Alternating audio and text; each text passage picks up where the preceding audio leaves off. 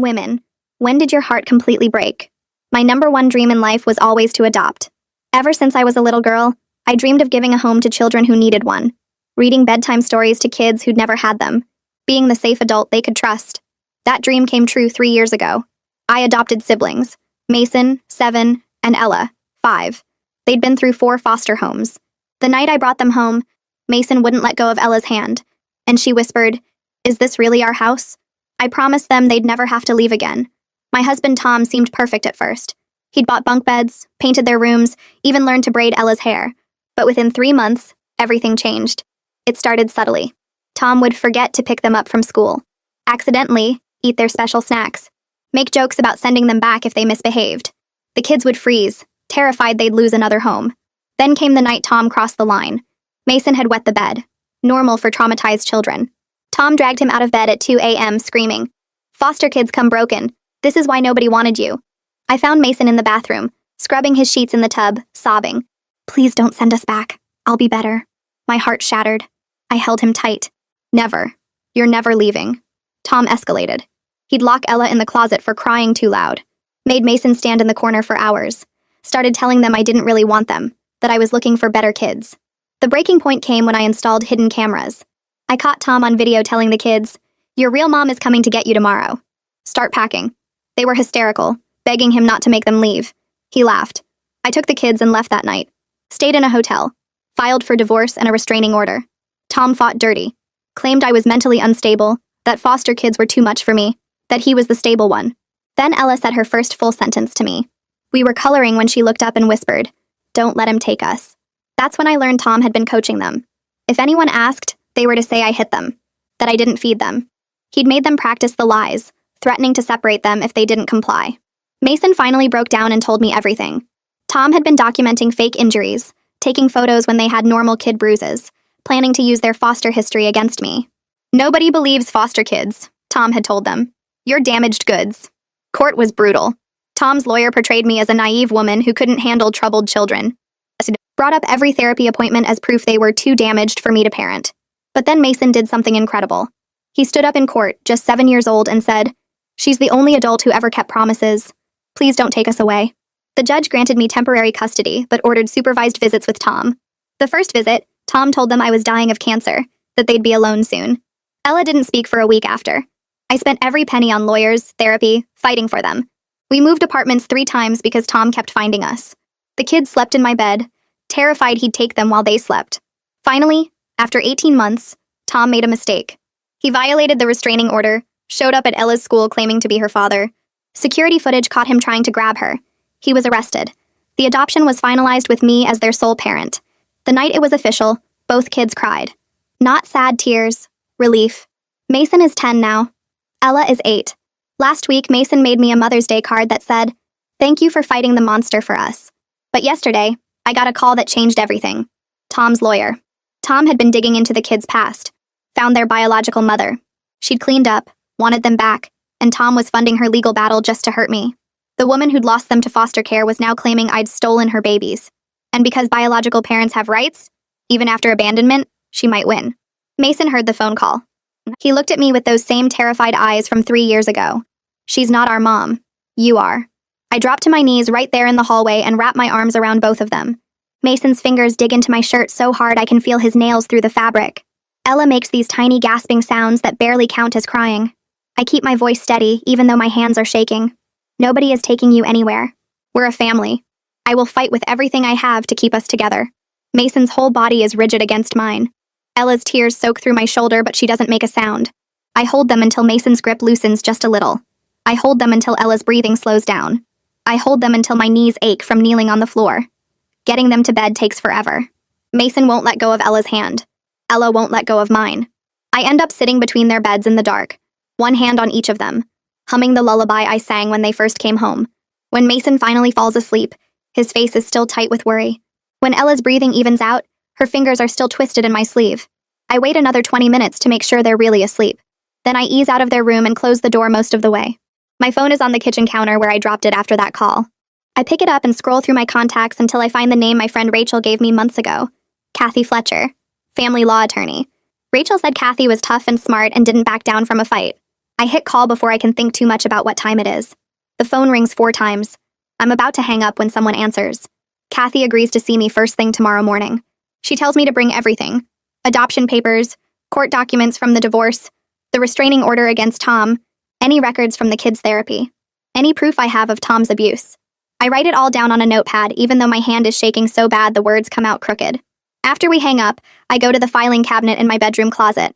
I pull out every folder that might matter: adoption finalization papers, child welfare reports, school records showing Mason and Ella's progress, letters from their teachers, report cards, medical records. I spread it all out on my bed and start organizing. This stack for adoption documents, this stack for Tom's abuse, this stack for the kids' stability and progress. It takes me 3 hours to get everything sorted and copied and organized into labeled folders. My alarm clock says 2:47 a.m. I should sleep, but my brain won't shut off. What if the judge doesn't care that I've been their mom for 3 years? What if biology matters more than love? What if Tom's money can buy a better lawyer than I can afford? I lie down on top of the covers with all the folders around me. I close my eyes, but I don't sleep. The next morning, I drop Mason and Ella at the school early and drive straight to Kathy's office downtown. The building is older but clean.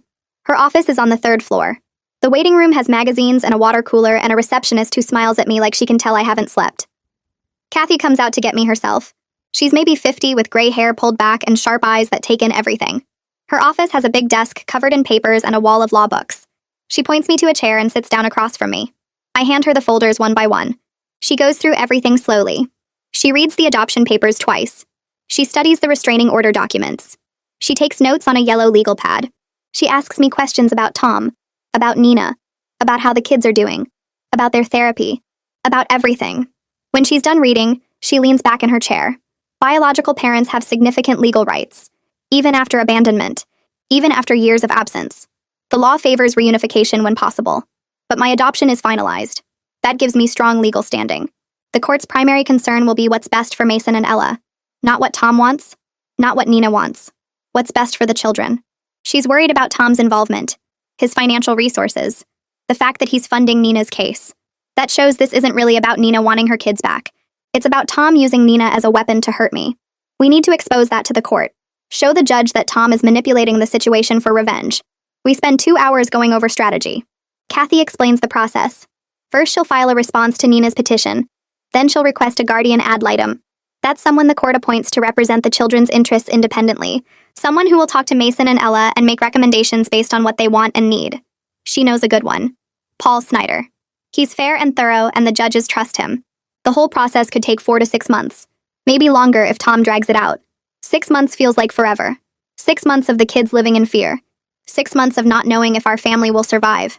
Kathy must see something in my face because she reaches across the desk and touches my hand. We're going to fight this. You're not alone. I leave her office with a payment plan for her fees and a list of things I need to do. Get statements from the kids' teachers. Get a letter from their therapist. Document our daily routines. Keep records of everything. I sit in my car in the parking garage for 10 minutes just breathing. Then I drive to work and try to focus on my job like my whole world isn't falling apart. 2 days later, I'm cleaning up breakfast dishes when someone knocks on the apartment door. Mason and Ella are already at the school.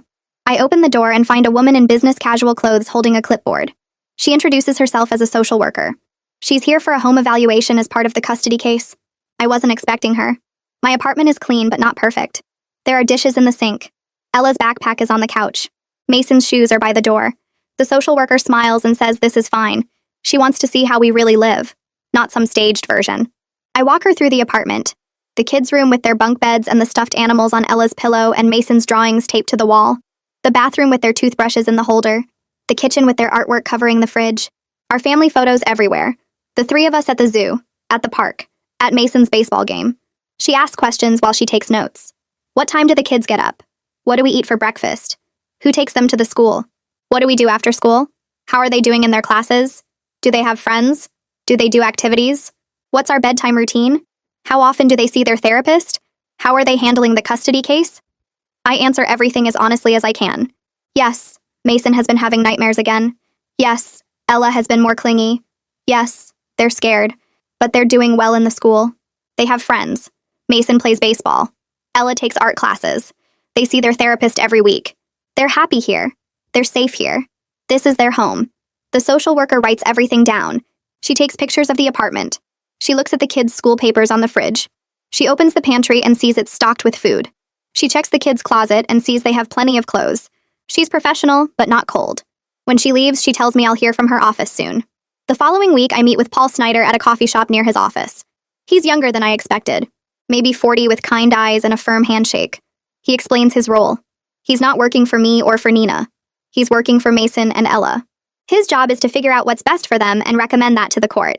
He'll be talking to the kids individually, observing them at the school, reviewing their therapy records, talking to their teachers.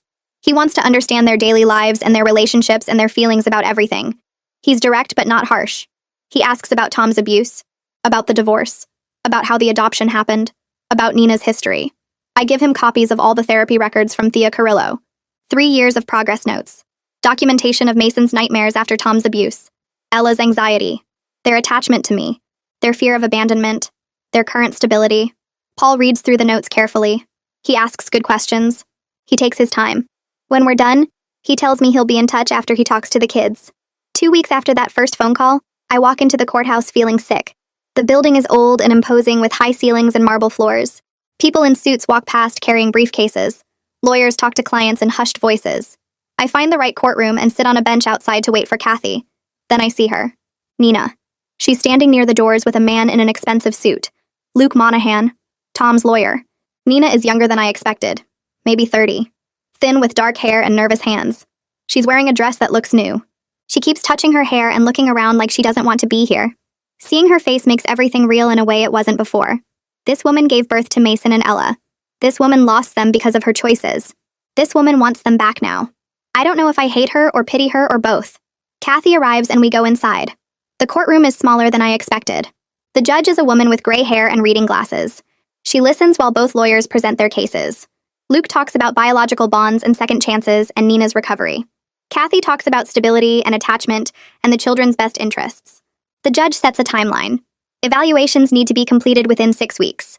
Discovery will continue. She schedules another hearing in 2 months. And she orders a supervised visitation for Nina to see Mason and Ella in 4 weeks. Just one visit. 2 hours. At a neutral facility with a social worker present. Nina looks relieved. I feel like I might throw up. Kathy squeezes my arm and whispers that this is normal. Expected. The judge has to allow some contact. It doesn't mean anything is decided. That night, I have to tell Mason and Ella. We sit on the couch in the living room. I try to explain it gently. Their biological mother wants to see them. The court says she can. Just for a little while. Just to visit. It doesn't mean anything is decided. It doesn't mean they have to leave me. Mason's face goes white. His voice comes out small and scared. Does this mean we have to go back to her? Ella starts breathing too fast. Her chest heaves. Her eyes go wide. I pull them both close. No. No. You're not going anywhere. This is just a visit. I'll be right there in the building the whole time. You're safe. You're staying with me. We end up in an emergency session with Thea that same night. She helps them understand that seeing Nina doesn't mean the court has made a decision, that they can meet her without it changing anything about our family, that it's okay to be scared and confused, that I'll be there to keep them safe. But Mason has nightmares that night, and the next night, and the night after that. A few days later, Kathy calls me with news. She's been going through the legal discovery, looking at financial records, and she found something. Tom has been paying for everything. Nina's lawyer, her apartment, her recovery program, all of it, for 6 months, since before she even filed the custody petition. This proves what we suspected. Tom isn't helping Nina out of kindness. He's using her, funding her case as a way to hurt me, to threaten the thing I love most, to take Mason and Ella away from me. Nina is just his weapon. Kathy files a motion to expose Tom's financial involvement to the court, to show the judge his motivation, to prove this custody case isn't really about Nina wanting her children. It's about Tom's revenge. 4 weeks after that courthouse hearing, I drive Mason and Ella to a building across town. It's a family services center. Neutral. Safe. There are toys in the lobby and cheerful paintings on the walls. A social worker meets us and explains how this will work. She'll be in the room the whole time. I'll be in the lobby. The visit will last 90 minutes. Mason holds Ella's hand so tight his knuckles turn white. Ella won't look at me. I kneel down in front of them. You're safe. I'm right here. If you need me, just tell the social worker and I'll come get you. This is just a visit. You're coming home with me after. They disappear through a door with the social worker. I sit in the lobby and watch the clock. 90 minutes feels like forever. I can't read the magazine I picked up. I can't focus on my phone. I just sit there feeling like I might throw up. When the door finally opens, Mason and Ella come out holding hands. They're quiet. Confused. Mason won't meet my eyes. Ella walks straight to me and wraps her arms around my waist and doesn't let go. In the car, Mason finally talks. She kept calling herself our real mom. She said we belonged with her, that we were supposed to be with her, that she's better now and everything will be different. Ella doesn't say anything at all. She just sits in the back seat holding my hand through the gap between the seats. When we get home, she follows me from room to room. She won't let me out of her sight. She clings to me like she's 5 years old again and just came home for the first time. That night, both kids sleep in my bed. Mason has nightmares. Ella cries in her sleep. I lie awake between them and wonder how much more of this they can take. Over the next few days, Mason stops sleeping through the night. The first time he wakes up screaming, I run to his room and find him sitting up in bed, eyes wide and terrified. He's breathing too fast and gripping his blanket so hard his hands shake. I sit beside him and pull him close. He won't tell me what the nightmare was about at first. Just keeps saying he's sorry over and over. Eventually he whispers that he dreamed Nina took them away, and I couldn't find them. That they were in a strange house and I was looking everywhere but couldn't hear them calling for me. I hold him until he falls back asleep, but it takes almost an hour. The second night, it happens again. The third night, Ella wakes up from his crying and starts crying too. By the fourth night, both kids are sleeping in my bed again, pressed against me on either side. I barely sleep myself because every time one of them moves, I wake up to make sure they're okay. Mason's teacher calls me at work on Tuesday afternoon. She sounds worried. Mason got into an argument during lunch with another boy in his class. The other kid said something about real parents and fake parents, and Mason lost it. Started yelling that I am his real parent, that biology doesn't matter, that being there every day is what makes someone real. The teacher had to separate them before it turned into a physical fight. She tells me Mason has been distracted all week, not finishing his work, staring out the window during lessons. She asks if everything is okay at home. I explain about the custody situation as briefly as I can. She's sympathetic but concerned. She suggests Mason might benefit from talking to the school counselor. I agree and tell her I'll discuss it with his therapist. That night, I try to talk to Mason about what happened at the school. He won't look at me. Just sits on the couch picking at a loose thread on the cushion. Finally, he says the other kid told him that adopted kids aren't really part of their families, that real families are made of blood. Mason's voice cracks when he tells me this. He asks if that's true. If Nina has more right to him than I do because she gave birth to him. I kneel in front of him and take his hands. I tell him that family is made by love and showing up every single day, not by who gave birth to who. That I chose him and Ella and I keep choosing them every morning when I wake up. That Nina might have given birth to them, but I'm the one who's been their mom for 3 years. He nods, but I can see he's still scared. Still wondering if the court will decide blood matters more than everything else. Watching him struggle with this makes me so angry I want to scream.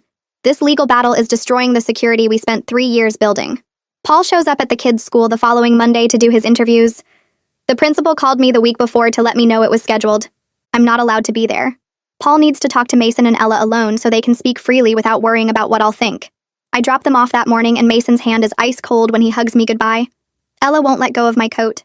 I have to gently pry her fingers loose and promise I'll be right here when school ends. The day drags by. I can't focus on anything at work. I keep checking my phone even though I know Paul won't call until after school. I imagine Mason and Ella sitting in some office being asked questions about me, about Nina, about what they want. I wonder if they're scared. If they think saying the wrong thing will make them lose their home. At 3:30, my phone finally rings. Paul's name shows up on the screen. My hands shake so badly I almost drop the phone before I answer. He tells me he just finished the interviews and wanted to give me a quick update. Both children were clear and consistent about wanting to stay with me.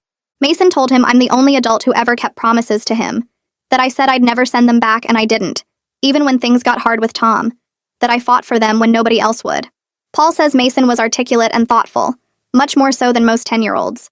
Ella didn't talk as much, but she drew a picture during the interview. Paul describes it to me. It shows 3 people holding hands outside a house. Me in the middle, Mason on one side, Ella on the other. She labeled it, "My Family," in her careful printing. Nina wasn't in the picture. Neither was Tom. Just the 3 of us. Paul's voice is sympathetic, but professional when he tells me this will factor heavily into his recommendation to the court. That the children's wishes aren't the only consideration, but they matter. Especially when those wishes are this clear and consistent. I thank him and manage to hold it together until I hang up. Then I sit in my car in the work parking lot and cry with relief. At pickup, Mason walks out of school with his shoulders a little straighter. Ella runs to me and wraps her arms around my waist. Neither of them wants to talk about the interviews on the drive home. I don't push. We stop for ice cream instead and eat it in the park, watching other kids play on the swings. 2 days later, Kathy calls with bad news. Nina's lawyer filed a motion requesting expanded visitation. The motion claims the children need more time to reconnect with their biological mother and rebuild their relationship.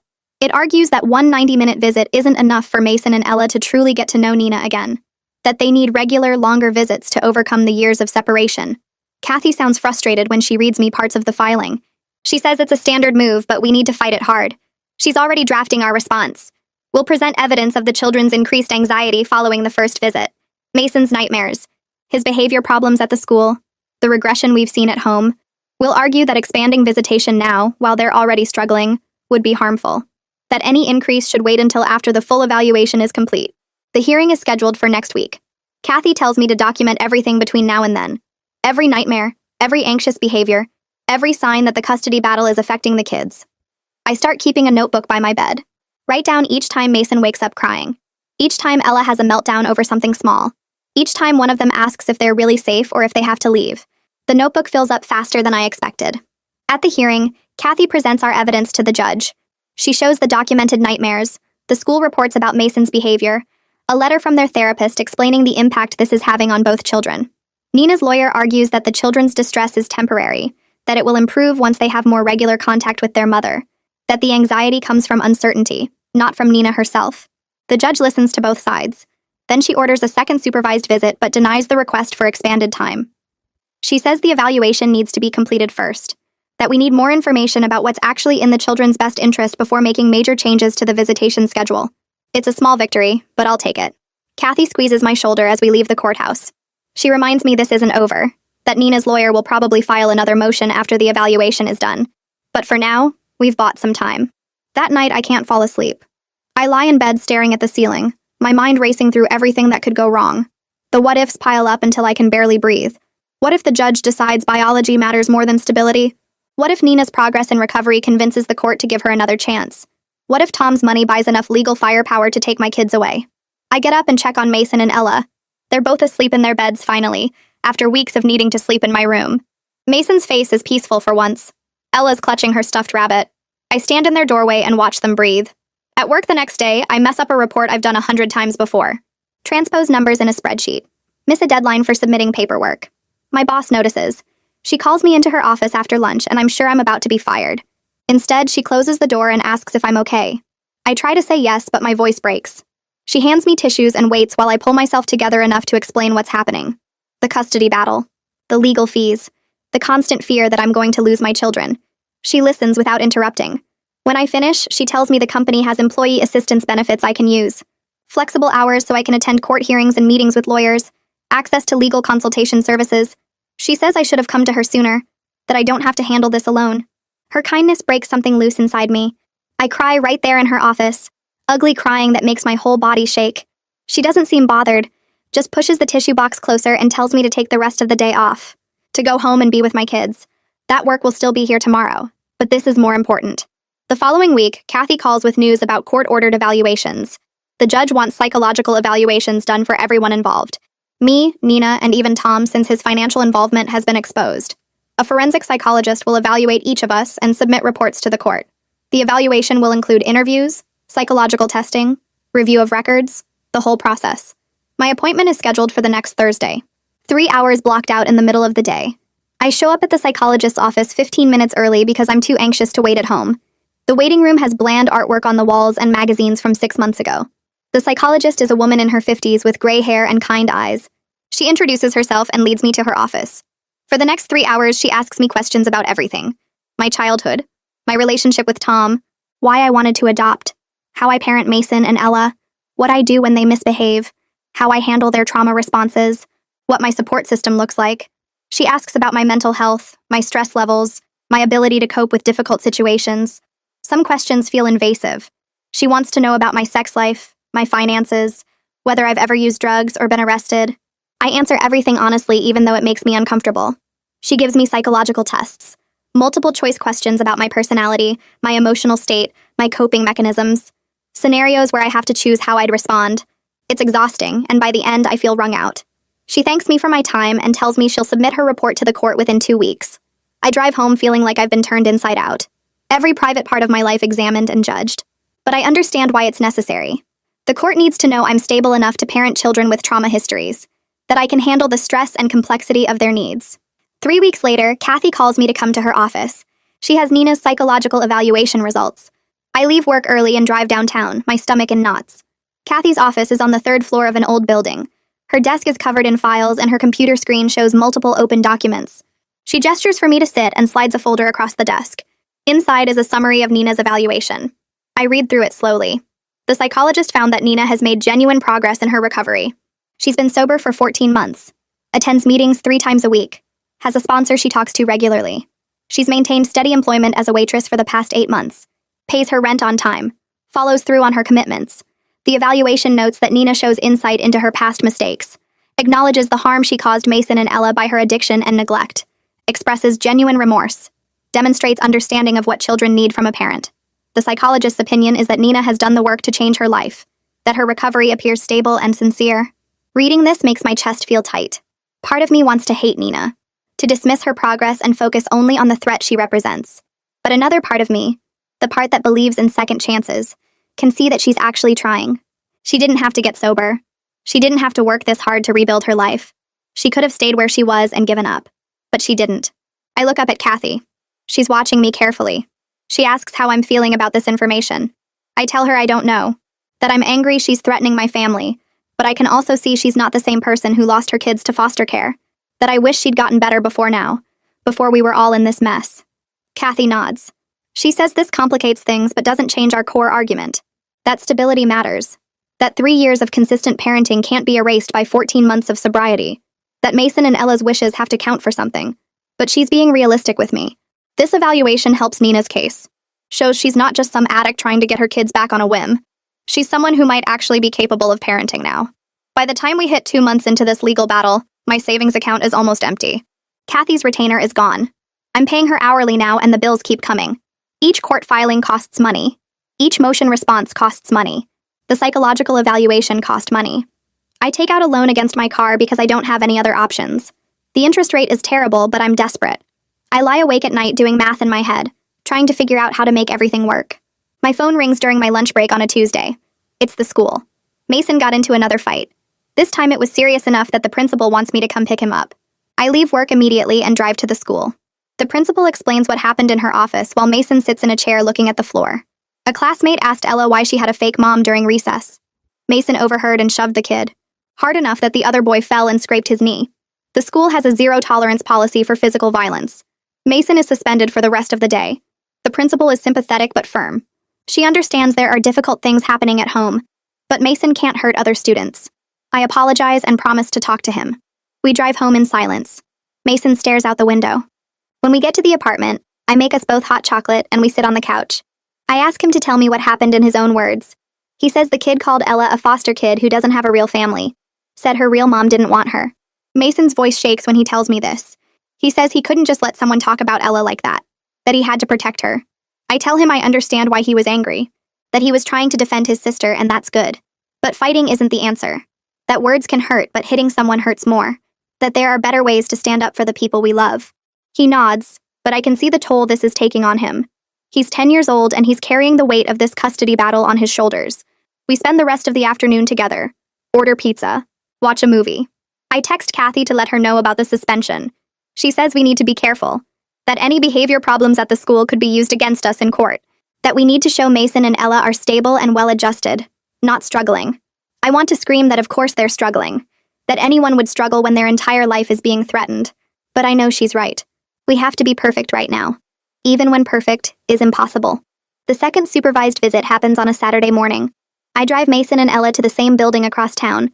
They're quieter this time, less scared but still anxious. The social worker meets us in the lobby again and takes them back to the visiting room. I settle into the same uncomfortable chair in the lobby and wait. And this time I bring a book but still can't focus enough to read. 90 minutes crawl by. When the door finally opens, Mason and Ella come out holding small gifts. Mason has a new sketchbook. Ella has a stuffed animal, a small dog with floppy ears. The social worker tells me the visit went well, that Nina was more careful about her language this time, didn't push as hard or make claims about being their real mother, just talked to them about school and their interests, brought appropriate gifts, tried to connect without overwhelming them. In the car, Ella surprises me by asking questions. She wants to know what Nina was like before the drugs, before she lost them, why she couldn't take care of them back then. If she's really different now, I answer carefully. Tell her that Nina was sick with addiction, that it's a disease that makes people unable to care for others or themselves, that Nina lost them because she couldn't be a good mom while she was using drugs, that she's been working hard to get better and she's been sober for over a year now. Ella processes this quietly. Then she asks if Nina wants them back because she loves them or because she feels guilty. It's such an insightful question for an 8-year-old. I tell her honestly that I think it's probably both. That Nina probably does love them and also feels guilty about what happened. That people can have complicated reasons for doing things. Mason speaks up from the back seat. He says the visit was okay. That Nina asked about his favorite subjects at the school and what he likes to draw. That she didn't make him feel bad or scared this time. But he still wants to stay with me. Still calls me mom and calls Nina by her first name. I tell him that's okay. That he gets to decide what feels right to him. The next therapy session with Thea happens 3 days after the second visit. I drop Mason and Ella off and wait in the lobby like usual. This time, Thea asks to work with Ella individually first. After 45 minutes, Thea comes out and asks me to join them for the last few minutes. Ella is sitting on the couch in Thea's office, hugging a pillow. Thea explains that they've been talking about Ella's feelings about having 2 mothers, the one who gave birth to her, and the one who takes care of her every day. She says Ella had a breakthrough today. Ella looks at me with tears in her eyes. She tells me she's scared that if she loves me, it means she's bad for not loving Nina. That if she loves Nina, it means she's betraying me. That she doesn't know how to feel about either of us without feeling guilty. Thea sits beside her and explains gently that Ella doesn't have to choose. That she can acknowledge Nina exists and even care about her without it meaning anything about her relationship with me. That loving me doesn't make her bad. That being curious about Nina doesn't make her disloyal. That she can have complicated feelings about both of us, and that's okay. Ella nods slowly. She asks if it's okay that she still wants to live with me even if Nina is trying to be better. Thea tells her yes. That what she wants matters. That she gets to have feelings about where she lives and who takes care of her. That those feelings are valid even if they're confusing. I pull Ella into a hug. Tell her she never has to feel guilty about loving me or about being curious about Nina. That I'm not going anywhere no matter what. That she's safe to feel however she feels. On the drive home, Ella seems lighter. Like something heavy has been lifted off her shoulders. She holds my hand and tells me she loves me. I tell her I love her too. More than anything. The following week, Kathy schedules a meeting with Nina's lawyer. His name is Luke and he works in the same building as Tom's main office, which tells me everything I need to know about who's really running this case. We meet in a conference room at Kathy's firm. Luke shows up in an expensive suit carrying a leather briefcase. He's younger than I expected. Maybe 40. He shakes hands with both of us and sits down across the table. Kathy starts by saying we're here to discuss potential settlement options, to see if there's a way to resolve this without going to a full custody trial. That trials are expensive and traumatic for everyone, especially the children. Luke nods. Then he says something that surprises me. He tells us that Nina has been expressing doubts about the case, that she's been questioning whether disrupting Mason and Ella's stability is actually in their best interest, that she sees how the legal battle is affecting them, and it's making her reconsider what she really wants. Kathy and I exchange glances. This is unexpected. Luke continues. He says Tom has been pressuring Nina to continue with the custody case, that he's using his financial support as leverage, threatening to cut her off if she doesn't push for full custody, that Nina is caught between wanting a relationship with her children and feeling obligated to the person funding her entire case. I ask Luke directly if Nina actually wants full custody, or if Tom is driving this whole thing. He hesitates, then admits that Nina's primary goal was just to have contact with Mason and Ella, to be part of their lives somehow. That Tom was the one who pushed for full custody, who hired Luke, who's been orchestrating the entire strategy. This changes everything. If Nina doesn't actually want to take the kids away, if she just wants to know them, then maybe we can work something out. Something that doesn't destroy the stability Mason and Ella finally have.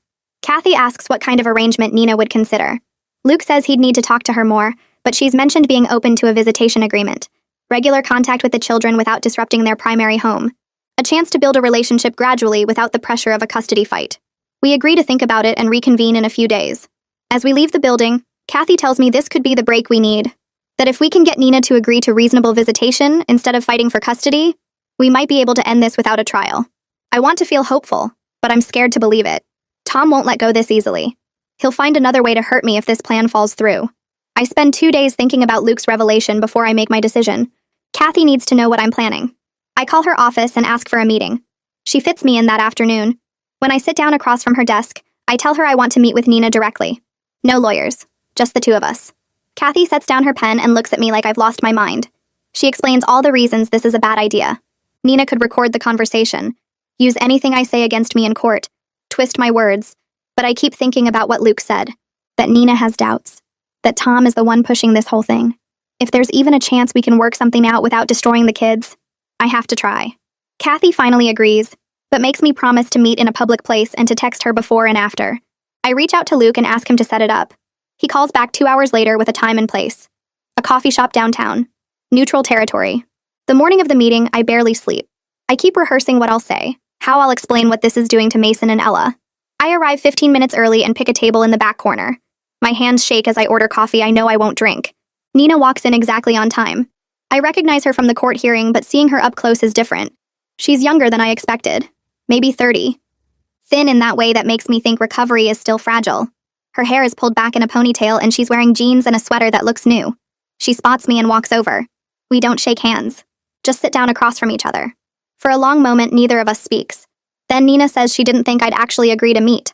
I tell her I'm doing this for Mason and Ella, that they're the only thing that matters. She nods and looks down at her hands. I pull out my phone and open the photo album I prepared. Pictures of Mason and Ella over the past 3 years. Their first day of school, Halloween costumes, birthday parties, Ella learning to ride a bike, Mason's soccer games. I slide the phone across the table. Nina picks it up and starts scrolling. Her eyes fill with tears almost immediately. She stops on a photo of Ella holding a certificate from her school's reading program. Nina's hand is shaking. She asks if Ella likes to read now. I tell her Ella reads every night before bed, that we go to the library every Saturday, that she's working through the entire Magic Treehouse series. Nina keeps scrolling. She stops on a picture of Mason at his 10th birthday party. He's blowing out candles and his face is lit up with happiness. Nina starts crying for real. Not quiet tears, but the kind of crying that comes from somewhere deep.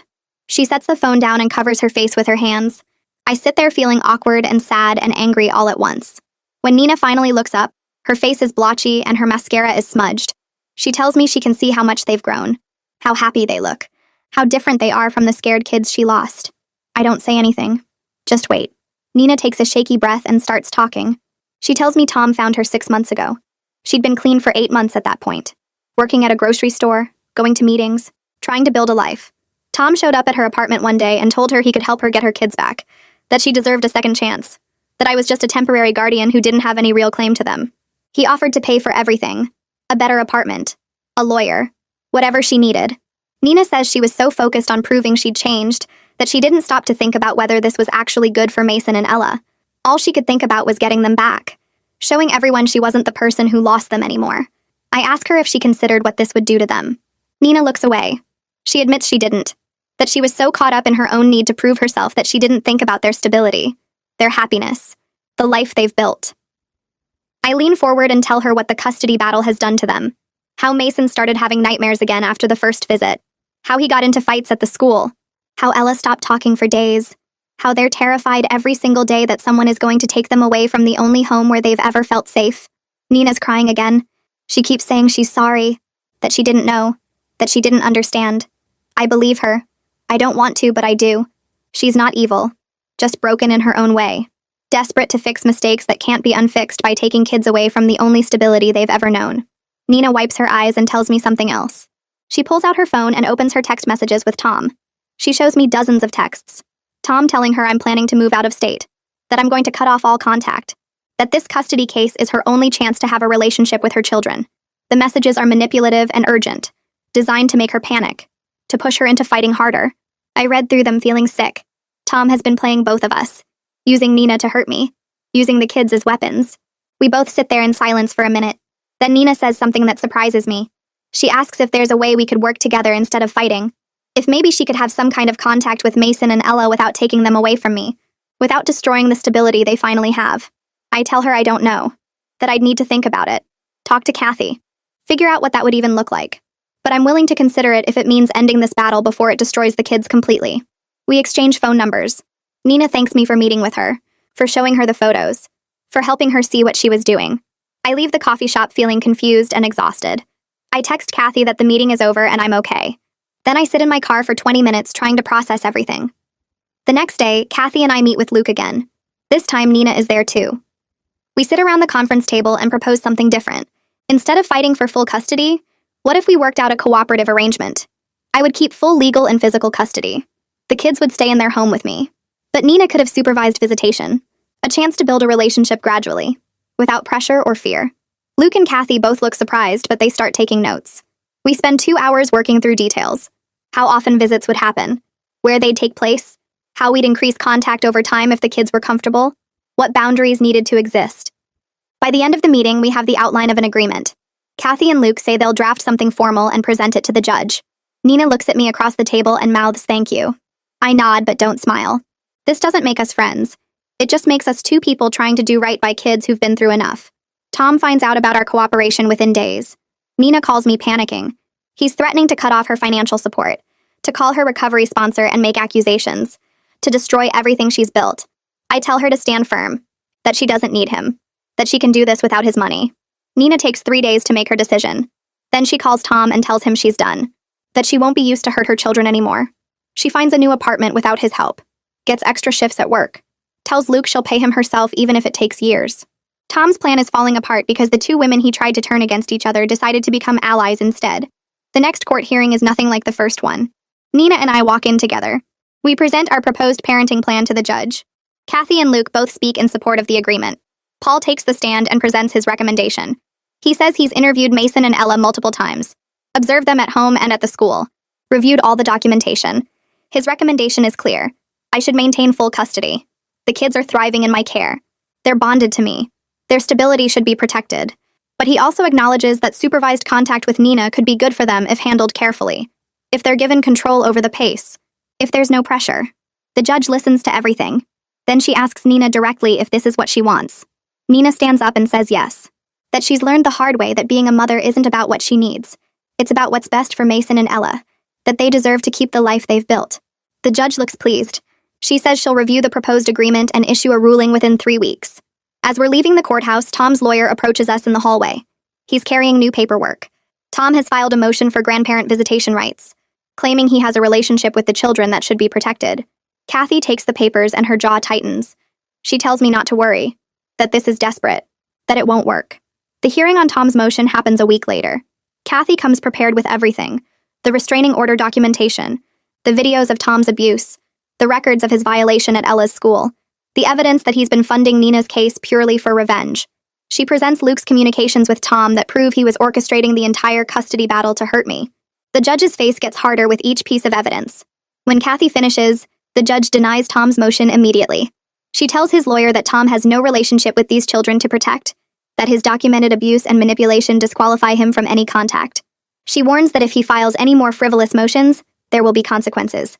Tom's lawyer gathers his papers and leaves without another word. 3 weeks after our court hearing, the judge issues her final order. I get the call from Kathy while I'm at work. She reads me the decision over the phone. I maintain full legal and physical custody of Mason and Ella. Nina gets a visitation schedule that starts with supervised sessions twice a month. After 6 months, if the kids are comfortable, visits can expand to include outings with me present. Everything is based on what Mason and Ella want. Their comfort level controls the pace. I thank Kathy and hang up. Then I sit at my desk and cry. Not sad tears. Relief. Nina texts me an hour later. She thanks me for giving her a chance to know her children, for saving them when she couldn't, for being willing to share instead of shutting her out completely. She promises to support their stability, to never push for more than they're ready to give. That night, I tell Mason and Ella the news. We sit on the couch together and I explain everything in simple terms. They're staying here with me. Forever. Nobody is taking them anywhere. But Nina can visit sometimes if they want. They get to decide how much and how often. Mason looks at me with those serious eyes and asks if I promise. I promise. Ella climbs into my lap and hugs me tight. She whispers that she was so scared. I hold both of them and tell them they never have to be scared again. Over the next few months, Nina's visits become part of our routine. We start at the supervised facility, just an hour every other week. Nina brings coloring books and puzzles. She asks them about school. She's careful not to push, not to call herself their mom, not to make them feel guilty or confused. Slowly, Mason and Ella start to relax around her. They stop looking at me nervously every few minutes. They answer her questions with more than one-word responses. After 3 months, we move to supervised outings. Nina meets us at a park, then a children's museum. I stay close but let them interact. I watch as they start to see her as a person, someone who cares about them, someone who made mistakes but is trying.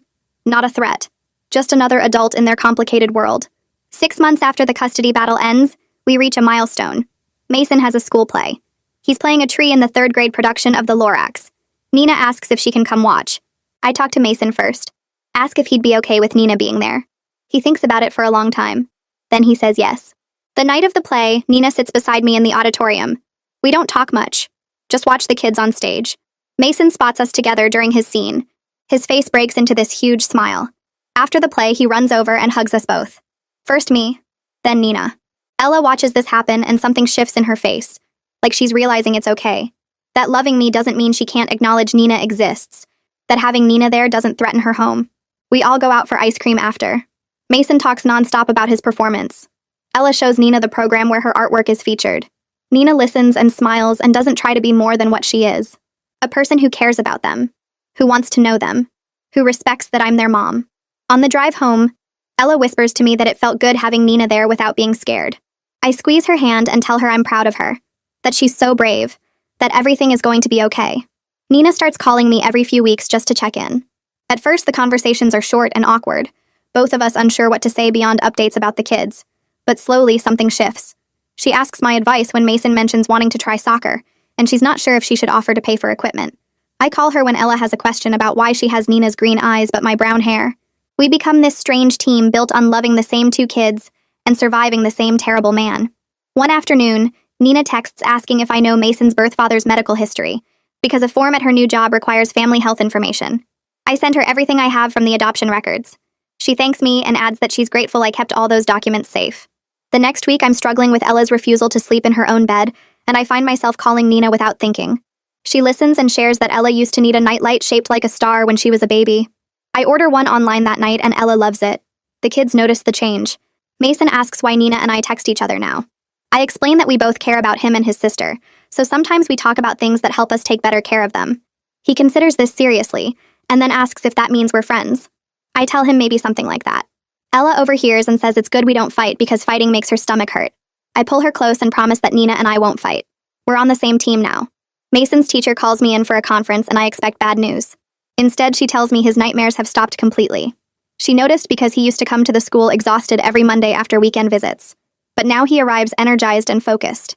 He volunteered to give a presentation about different types of families for their social studies unit. He included a poster with pictures of me and Nina, along with facts about adoption and biological parents. The other kids asked good questions, and Mason answered them confidently. His teacher says she's never seen such a mature understanding of complex family situations from a 10-year-old. I attend Ella's therapy session with her that week, and watch as she talks openly with Thea about feeling confused sometimes. She draws a picture of our house with her, Mason, and me inside, then adds Nina standing in the yard waving. Thea asks what the picture means, and Ella explains that Nina is part of their life, but not their everyday life, like a neighbor who visits sometimes. Thea tells me after the session that Ella's ability to process these complicated emotions shows remarkable growth. The custody battle could have broken her, but instead it taught her that people can be complicated and relationships don't have to fit simple categories. 3 months after everything settled, my phone rings with a number I don't recognize. I answer and hear Tom's voice asking if I'll hear him out. My whole body goes cold. He says he wants to apologize, that he's been in therapy and realizes he was wrong. I hang up without responding. My hands shake as I call Kathy and tell her what happened. She documents everything and sends a letter to his lawyer reminding them about the restraining order. Any contact, even by phone, violates the court order. Nina texts me that evening saying Tom tried calling her too from a different number. He told her he wanted to make amends and asked if she'd consider letting him be involved with the kids as some kind of uncle figure.